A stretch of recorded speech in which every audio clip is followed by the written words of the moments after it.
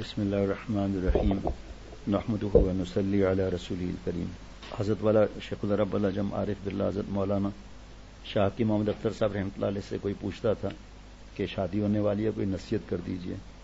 تو حضرت والا فرماتے تھے لیلا مجنوں کی طرح رہنا، یعنی کہ حرام عشق میں مجنوں جو ہے لیلا کے کتے سے بھی کس طرح پیار کرتا تھا۔ تو حضرت فرماتے تھے کہ شادی کے بعد تو اب حلال نعمت ہے، اس سے پہلے حرام عشق عذاب الہی ہے۔ اب جب یہ حلال کا معاملہ ہے تو اس میں ایک دوسرے کو اگر آدمی لیلا مجنوں سمجھے گا، شوہر اور بیوی، تو کتنا فائدہ ہوگا۔ ایک دوسرا جب نکاح ہو گیا تو اس وقت یہ آیت پڑھی جاتی ہے مسنون خطبے میں، تساءلون بہ والارحام۔ علامہ آلوسی رحمۃ اللہ علیہ مفتی بغداد فرماتے ہیں کہ ارحام کا مطلب کیا ہے؟ فرمایا الاقرباء من جہت النساء والاقرباء من جہت النسب، کہ اے دلہا میاں شادی ہو گئی آپ کے نکاح ہو گیا، آج کے بعد آپ کے ماں باپ تو ہیں ہی، لیکن بیوی کے ماں باپ جو ہیں آپ کے ماں باپ ہوئے، اور اسی طرح والد یا جو بھی بھائی بتائے گا کہ نکاح ہو گیا، اب میری بیٹی آپ کا شوہر کے جو ماں باپ ہیں وہ آپ کے ماں باپ ہوں گے، تو جھگڑے کی باری نہیں آئے گی۔ دوسرا پیارے شیخ فرماتے تھے کہ بہت سی خواتین نئے گھر میں جاتے ہی ہر چیز کو سنبھالنے کی فکر کرتی، تو سامنے ساس یا نند وہ سمجھتی ہیں گھر پہ قبضہ کرنے والی ہیں، تو بہت ہی احتیاط کرنا ہے، اور یہ نہیں کہ 8 دن تک کسی چیز کو ہاتھ ہی نہیں لگانا ہے۔ وہ منع کریں گے لیکن آپ اس کی فکر کریں گے کہ آپ اب بیٹی ہیں اس گھر کی، اب اس کی فکر۔ دوسرا فرمایا کہ جب آپ والدین کے گھر تھیں تو آپ بچی تھیں، بابا کی گود میں بھی بیٹھ رہی ہیں، لیکن جب آپ بڑی ہو گئی تو پھر آپ گود میں تو نہیں بیٹھیں گے، تو وقت کے حساب سے حالات بدل گئے۔ اسی طرح آپ جب اپنے گھر میں تھے تو جو اللہ کو ماں باپ نے دیا ہے اس حساب سے آپ کی جائز خواہش پوری ہوتی تھی۔ آپ کے بچپن کی باتیں اور خواہشات تھی، ضد بھی تھی، جب بڑے ہو گئے تو ادب کے ساتھ خواہش پیش کر رہے ہیں۔ تو یہ زندگی آپ کی جو گزری نا 20 21 22 سال جتنی بھی عمر جس کی ہے، یہ شکر والی گزری، اور شکر کا حاصل یہ ہے کہ گناہ نہیں کرنا۔ اللہ تعالیٰ فرماتے ہیں لقد نصرکم اللہ ببدر وانتم اذلہ فاتقوا اللہ لعلکم تشکرون۔ اے صحابہ وقت یاد کرو، مفہوم جب تم بدر کے میدان احد کے میدان میں بے سر و سامانی میں تھے، ہم نے تمہاری مدد فرمائی، فاتقوا اللہ، اللہ سے ڈرو۔ یہ شکر گزار بندے ہیں، اللہ سے ڈر ہوگا تو شوہر بھی اپنے حساب سے صحیح چلے گا، بیوی بھی صحیح چلے گی۔ اور نکاح کے خطبے میں 4 جگہ اللہ نے ڈرایا ہے۔ حضرت شیخ الاسلام مفتی تقی عثمانی صاحب دامت برکاتہم فرماتے ہیں، اللہ حضرت کی عمر میں برکت عطا فرمائے، کہ یہ تو خوشی کا وقت ہے، تو ڈرایا ہے کس لیے؟ اس لیے کہ آدمی ظاہری انکوائری کرتا ہے، استخارہ کرتا ہے، لیکن میاں بیوی جب تنہائی میں ہوں گے نا تو پتہ چلے گا نا شوہر کیسا ہے، بیوی کیسی ہے، تو ڈرایا گیا کہ وہاں پر بھی ہم کو یاد رکھنا۔ اس کی تفصیل کئی صفحات میں ہے، لیکن میں جو بات عرض کر رہا تھا کہ آپ جب اپنے گھر میں تھیں تو آپ شکر والی زندگی گزار رہی تھیں۔ اب جب آپ نئے گھر میں آئیں گے تو جو شوہر آپ کا بنا چند منٹ پہلے نامحرم تھا، کبھی زندگی میں دیکھا نہیں، کبھی حرام ملاقات نہیں، حرام کوئی کام نہیں، آپ کا گھر ماشاءاللہ اتنا اچھا ہے، شرعی پردہ ہے، تو اچانک نئے مرد کے پاس جانا، اس طرح جو ہونے والا سسر نامحرم تھا، جیسے ہی نکاح ہوا ہے جس کو کبھی دیکھا ہی نہیں، وہ آپ کا محرم بن گیا، تو ظاہری بات ہے وہ جھجک رہے گی۔ اور جتنے پیارے شیخ فرماتے تھے کوئی بھی رشتہ ہو، چاہے میاں بیوی کا رشتہ ہو، ماں باپ کا ہو، بھائی بہن کا ہو، ساس سسر کا ہو، کسی سے امید مت لگانا، چاہے مرید کا شیخ سے تعلق ہو، یہ حضرت مجدد کی نصیحت ہے، یا شیخ کا مرید سے تعلق ہو، لیکن نہ شیخ ان سے امید لگائیں نہ وہ شیخ سے امید لگائیں، شریعت سنت پر چلنا ہے بس۔ یہ معاملہ اس کی فکر رکھنی چاہیے۔ بہت سے گھروں میں بیٹیوں کو کچھ سمجھایا نہیں جاتا، لڑائی جھگڑے ہوتے ہیں۔ تو ہمارے مفتی نعیم صاحب کے پاس جب جھگڑے 2-4 آئے تو مفتی نعیم صاحب نے کہا کہ ماں باپ کو جو سکھانا چاہیے نا، تربیت کرنا چاہیے، وہ نہیں کی، اب شوہر صاحب صبر کر کے آپ تربیت کریں گے، لیکن تربیت والی بیٹی جب جائے گی تو اس کا کیا فائدہ ہوگا خود سمجھ سکتے ہیں۔ اب آپ نئے گھر میں آ گئیں، ماحول بدل گیا، کبھی دیکھا نہیں جو شوہر کو، اب شوہر کو دیکھ لیا، تو وہ کیفیت بڑی عجیب کیفیت ہوتی ہے۔ اور اگر وہاں پر اب نئی زندگی آپ کی صبر والی گزرے گی، صبر شکر دونوں، اللہ کے احسانات کو یاد کریں گے نئے گھر میں بھی، تو کروڑوں سے اللہ نے اچھا رکھا ہوگا۔ اب صبر کی زندگی ہے کہ اب وہ جو پہلی جگہ اپنے گھر میں جو آپ کی مزاح کرنا، بابا سے ضد کرنا اور پیچھے پڑ جانا، یہ نہیں ہوگا یہاں۔ اس لیے صبر کرو گے تو کامیاب ہو جاؤ گے، اور صبر یہی ہے کہ شکایت نہ کرے. حضرت مجدد رحمۃ اللہ لکھا ہے کہ سسرال کی بات میکے میں نہ کریں، میکے کی بات سسرال میں نہ کریں. تو سسرال کی بات میکے میں نہ کرے تو سمجھ میں آتا ہے، میکے کی بات سسرال کی بات میکے میں نہ کرے صحیح ہے، لیکن میکے کی بات سسرال میں نہ کرے مطلب کوئی وہ اپنے گھر کی بات شکایتیں تو نہیں کرے گی.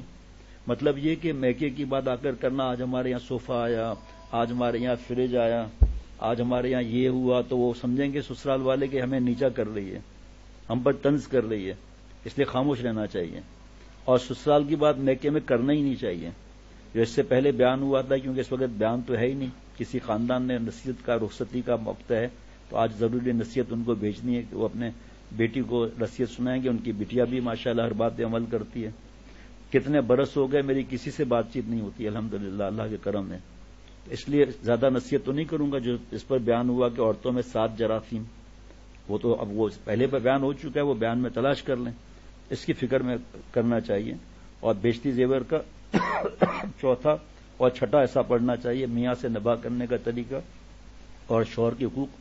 اور چھٹے حصے میں یہ بھی ہے سسرال میں رہنے کا طریقہ. وہاں پر آپ نے دل جیتنا ہے. اب ماں باپ کا دل نہ بھی جیتے ہیں تو ماں باپ کی رحمت شفقت الگ ہوتی ہے، لیکن یہاں تو آپ کو دل جیتنا ہے. چند نصیحتیں اور ہیں. ایک عرب خاتون تھی، انہیں اپنے بیٹی کو نصیحت کی کہ میری بیٹی، میری آنکھوں کی ٹھنڈک، شوہر کے گھر جا کر قناعت والی زندگی گزارنے کا اہتمام کرنا، جو دال روٹی ملے اس پر راضی رہنا، جو روکھی سوکھی شوہر کی خوشی کے ساتھ مل جائے وہ اس مرخ پلاؤ سے بہتر ہے جو تمہارے اصرار کرنے پر اس نے ناراضگی سے دیا ہو. فرمایا اس خاتون نے، عربی خاتون نیک تھی اللہ والی، کہ میری پیاری بیٹی اس بات کا خیال رکھنا کہ اپنے شوہر کی بات کو ہمیشہ توجہ سے سننا، اس کو اہمیت دینا، ہر حال میں ان کی بات جائز پر عمل کرنے کی کوشش کرنا. اس طرح تم ان کے دل میں جگہ بنا لوگی، کیونکہ اصل آدمی نہیں، آدمی کا کام پیارا ہوتا ہے، اس میں زبان کی بھی حفاظت نہیں ہے. اور دوسرا ضد والی خاتون، اس کا تو نقصان ہی نقصان ہے. اپنے بیٹیوں کی ہر ضد پوری کرنا اور اس کے وہ پردہ ڈالنا، تو اس سے پھر بیٹی آگے زندگی میں ناکام ہو جاتی ہے. پھر اللہ ہر ایک کو بچائے ناکامی سے. فرمایا کہ میری پیاری بیٹی اپنی زینت اور جمال کا ایسا خیال رکھنا کہ جب وہ تجھے شوہر نگاہ بھر کے دیکھے تو اپنے انتخاب پر خوش ہو، اور سادگی کے ساتھ جتنی بھی ہو گنجائش اور نامحرم نہ ہو تو خوشبو کا اہتمام ضرور کرنا. اور یاد رکھنا کہ تیرے جسم اور لباس کی کوئی بو یا کوئی بری حیت اسے نفرت و کراہت نہ دلائے. اب یہاں میں حضرت والا کی بات بیچ میں یاد آ رہی ہے اس لیے کر رہا ہوں کہ شوہر چاہے گناہ میں مبتلا ہو، چاہے شوہر موبائل کے گڑبڑ میں ہو، خدا را کبھی تجسس اور ٹوہ نہیں لگانا. ابھی وہ چھپ کر رہا ہے گڑبڑ، اب آپ کے سامنے کرے گا. 10 دن کے بعد لڑکی بھی گھر میں آ جائے گی. اور پھر جو خواتین لکھتی ہیں ای میل، ہم مشورہ دیتے ہیں، بات نہیں مانتی، ضد اور لڑائی، اور اس خاتون کو فون کر کے گالیاں دینا، اس سے شوہر اور ضد میں آ جاتا ہے. ایسے اخلاق ہوں، ایسی تیاری ہو، ایسی قربانی ہو، اور خصوصاً شوہر کے والدین کی خدمت ایسی ہو کہ وہ خود چڑیل کو چھوڑ دے. لیکن آپ خود اگر ایسے گڑبڑ کریں گے تو وہ اور عورتوں کی طرف جائے گا. اللہ بچائے اپنی رحمت سے. جناب فرمایا کہ آنکھوں کو سرمے اور کاجل سے حسن دینا، کیونکہ پرکشش آنکھیں پورے وجود کو دیکھنے والے کی نگاہ میں جچا دیتی ہیں. غسل اور وضو کا اہتمام کرنا کہ یہ سب سے اچھی خوشبو اور نظافت کا بہترین ذریعہ ہے. اور لکھا ہے کہ انہوں نے، خاتون نے مشورہ دیا بیٹی کو کہ شوہر کے کھانے کا جو وقت ہے اس سے پہلے ہی اس کو تیار رکھنا، کیونکہ دیر تک برداشت کی جانے والی بھوک بھڑکتے ہوئے شعلے کے مانند ہو جاتی ہے. اور ان کے آرام کرنے اور نیند پوری کرنے کے اوقات میں سکون کا ماحول بنانا، کیونکہ نیند ادھوری رہ جائے تو طبیعت میں غصہ اور چڑچڑاپن پیدا ہو جاتا ہے. پھر جب اولاد ہوتی ہے تو جاگنا کرنا، تو شوہر کو تو صبح جانا ہوتا ہے تو اس سے اور مشکل ہو جاتی ہے پیدا. جب آنے کا وقت ہو نا، تو یہ تو ہم نے حضرت سے بات سنی جو آگے ہے تو بستر وغیرہ کو اچھا صاف ستھرا رکھنا تاکہ وہ اپنے کمرے میں آئے تو اس کو سکون ہو. اور جب شوہر کے آنے کا، اب تو موبائل آسان ہے، تو جب شوہر کے آنے کا وقت آ جائے تو پہلے سے تیار رہ کر اور دروازے پر استقبال کرنا. اگر فرض کریں فلیٹ وغیرہ ہیں تو دروازہ آدھا کھلا ہو، پورا کھولنے کی ضرورت نہیں ہے. جب شوہر آئے تو مسکرا کے استقبال کرنا، موسم کے حساب سے مشروب یا چائے کا پیش کرنا. آتے ہی کہ میں نے آپ کو سینڈل لانے کو کہا تھا، اس کا کیا ہوا، یہ سخت بدتمیزی ہے. یہ باہر سے مصیبت سے پریشان ہو کر آیا ہے، ٹریفک جام ہے، یا سی او نے ڈانٹ دیا، یا کوئی ٹیکس کا پھرا آ گیا، تو اس کو سمجھنے کی کوشش کرو مہربانی کر کے، اور شوہر کے مزاج کو دیکھ کر بات کرو۔ اگر وہ ماں باپ کے پاس جا کر پہلے بیٹھتا ہے تو غصہ کرنے کی ضرورت نہیں، والدین کو ایک نظر محبت سے دیکھنے سے حج نفلی کا ثواب ملتا ہے۔ تو عقل مند خاتون کیا کرے گی؟ شوہر سے پوچھے گی کہ آپ ماں باپ سے مل کر آئے؟ ارے میں تھکا ہوا تھا، میں تو اوپر آ گیا۔ تو جو بیوی کامیاب ہونے والی ہے وہ کہے گی ارے آج تو میں بھی نہیں ملی، چلیں چلیں جا کر ایک نظر دیکھ کر آ جاتے ہیں، میری بھی تو ماں باپ ہوئے نا۔ اب یہ شوہر بیوی پر فدا کتنا ہوگا؟ آتے ہی ٹوہ لگانا، 9 بجے آتے ہو 10 بجے کیوں آئے؟ میٹنگ ہے، کس سے میٹنگ ہے؟ یہ سب اس کو آگ لگانے والی بات ہے، سب آگ لگانے والی بات ہے۔ تو اپنے زندگی کو کیوں آدمی برباد کرے؟ صبر کیوں نہیں سیکھے؟ اپنا کوئی مربی ہے اس سے کیوں نہ پوچھے؟ مربی نہیں ہے تو ماں باپ کی بات کیوں نہ مانے؟ شادی کے بعد ماں کی نصیحت بھی تلخ لگتی ہے، یہ اور مصیبت ہے۔ کیا میں بچے والی ہو گئی ہوں، میں بڑی ہو گئی ہوں، آپ کیوں مجھے نصیحتیں کرتی ہیں؟ قرآن پاک میں اللہ فرماتے ہیں نصیحت مومن کو اثر کرتی ہے، اور آپ تو کہہ رہے ہیں اثر نہیں ہمیں ہوگا، آپ ہمیں مت بتاؤ۔ اگر بچپن سے ہی 15 16 17 سال کے بعد اگر یہ باتیں سکھائی جائے نا تو انشاءاللہ تعالی ایسی بیگم صاحبہ ہوگی کہ گھر کے جو محرم ہیں اور جو ساس ہے یا نند ہے سر پر رکھے گی، یہ تو ماشاءاللہ شہزادی آئی ہے، یہ تو ماشاءاللہ حور اور پری آئی ہے، ہر ایک کا خیال رکھتی ہے ماشاءاللہ۔ یہی نہیں کہ جب آپ اپنے گھر میں تھے تو 4 کا انتظام کرتے تھے کھانے کا، وہاں 8 ہے تو کیا فرق پڑتا ہے اس سے؟ بات تو وہی ہے، ایک ہانڈیا میں 4 کا گوشت ہے یا دوسرے میں 8 کا گوشت ہے، اس میں کیا فرق پڑتا ہے مزید؟ شوہر کو جتانا کہ میں نے آج اتنا، بھائی بہت لمبی باتیں ہیں یہ، اس پر کئی درجن بیانات ہیں، تو ابھی کہاں سے یہ بیان ہو سکتا ہے؟ شادی شدہ عورتیں ہیں وہ بھی نہیں سمجھتی باتوں کو، بعد میں لڑائی جھگڑا مار دھاڑ، اور حضرت فرماتے تھے کہ ان لڑائی جھگڑوں سے دل پر شوہر کے ایک بال آ جاتا ہے، ایک کریک سمجھ لیں آپ، تو جلدی نہیں بھرتا وہ۔ اور نماز روزہ اور تلاوت اور دعائیں صلاۃ حاجات کی پابندی روز، اور یا سبوح یا قدوس یا غفور یا ودود، اور 7 دفعہ بسم اللہ الرحمن الرحیم، یہ کھانے پینے میں موقع دیکھ کر، ورنہ ساس کو شک پڑے گا کہ آپ جادو کر رہے ہیں، حالانکہ جادو تو ہے نہیں ہے، یہ تو محبت بڑھانے کے لیے ہے۔ اور یہ نہیں کہ ڈر کر پردہ ہی چھوڑ دیا، تو جائز باتوں میں شوہر کی اطاعت کرنا فرض ہے، اور شادی کے بعد ماں باپ سے درجہ زیادہ شوہر کا ہوتا ہے۔ اور باقی بیانات سنیں، اس میں سب لکھا ہے کہ کس طرح خاتون حضور صلی اللہ علیہ وسلم کی بات مان کر والد کی عیادت میں نہیں گئی، پھر آخر میں والد کی مغفرت کیوں ہوئی، یہ سب سنیں۔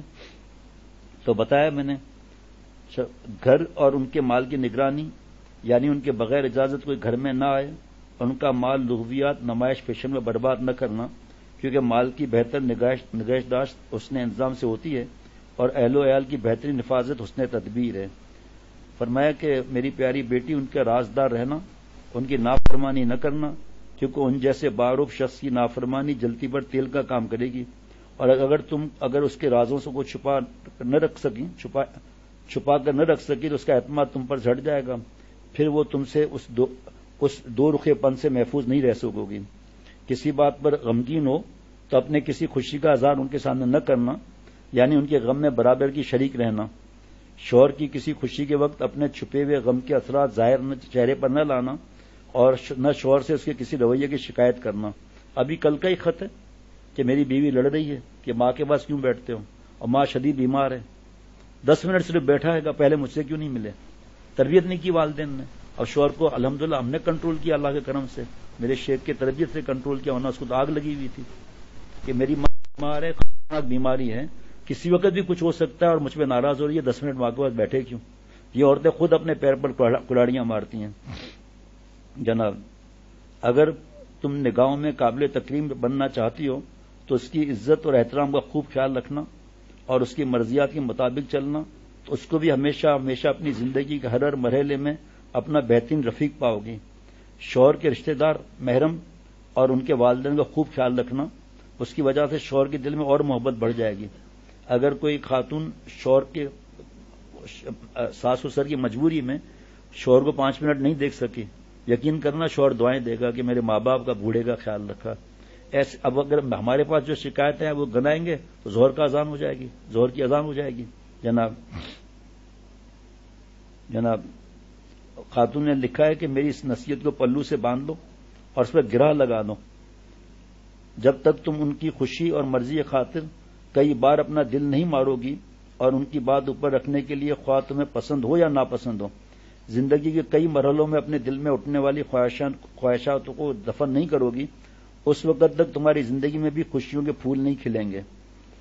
اور لکھا کہ میری پیاری اور لاڈلی بیٹی، ان نصیحتوں کے ساتھ میں تمہیں اللہ کے حوالے کرتی ہوں۔ اللہ تعالیٰ زندگی کے تمام مرحلوں میں تمہارے لیے خیر مقدر فرمائے اور برائی سے تم کو بچائے۔ بہت نصیحتیں، لیکن کیا کریں۔ ایک آخری نصیحت ہے ہمارے، پہلے تو یہ 7 جراثیم جو میں نے بتایا تھے اب سامنے ہی آ گیا تو بول دیتا ہوں۔ خاوند کے سامنے اونچا بولنا، جراثیم جو عورتوں میں ہے۔ خاوند کے سامنے غصے سے بولنا، خاوند کے سامنے بیہودہ بولنا، خاوند کی غیر موجودگی میں اس کے گلے شکوے کرنا، خاوند کے منہ سے جذبات میں نکلنے والی باتوں کو بھلانے کی بجائے دل میں رکھنا، خاوند کے راز کو فاش کرنا یا کمی کوتاہی کی تشہیر کرنا۔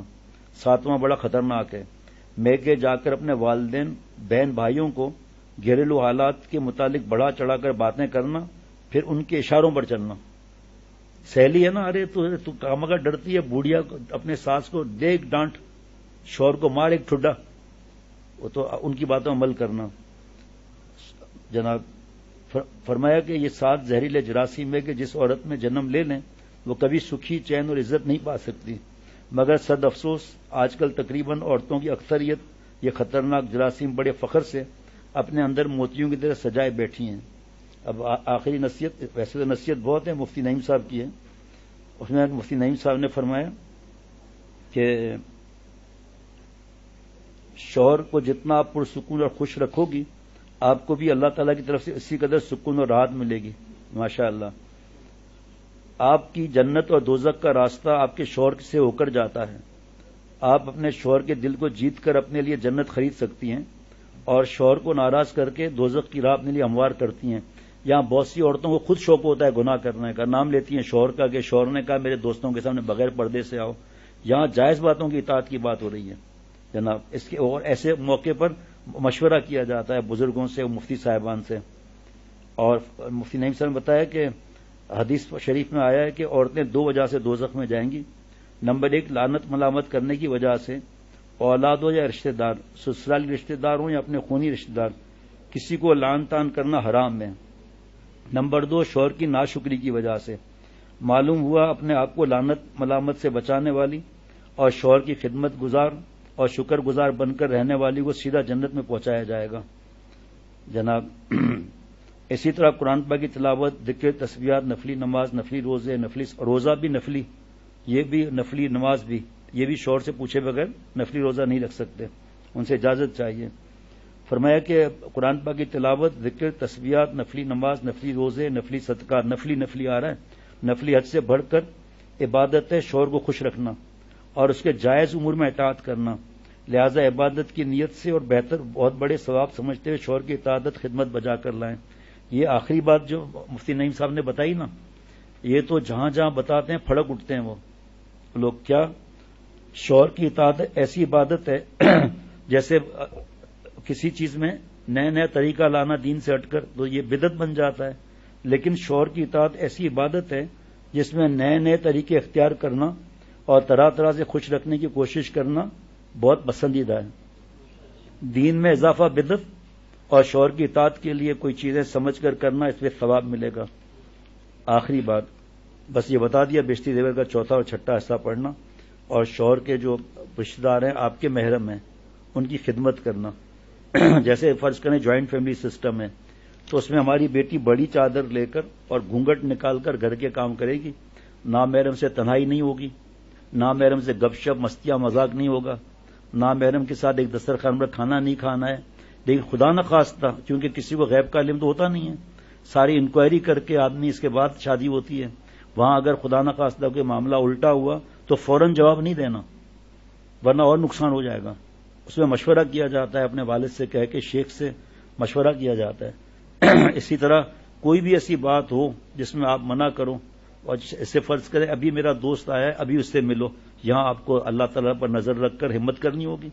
لیکن اگر وہ کہے ہمارے ساتھ کھانا کھاؤ تو اس وقت پھر پہلے سے ہی مشورے کر لو کہ خاندان کا کیا ماحول ہے، تو ایک بار جو ہے بڑی چادر لے کے کونے میں سمٹ کر بات چیت مزاح نہیں، کھانا اس وقت کھا لیا، بعد میں پھر پوچھا کہ بھئی اس طرح تو عادت خراب ہو جائے گی، آواز کا پردہ نہیں ہوگا، پھر آہستہ آہستہ چہرے کا پردہ نہیں ہوگا، پھر مستیاں مذاق ہوں گے، گناہ ہوگا. یعنی حکمت کے ساتھ چلنا ہے. اللہ تعالیٰ مجھے ہم سب کو معاف فرما دے اپنے کرم سے. السلام علیکم ورحمۃ اللہ وبرکاتہ.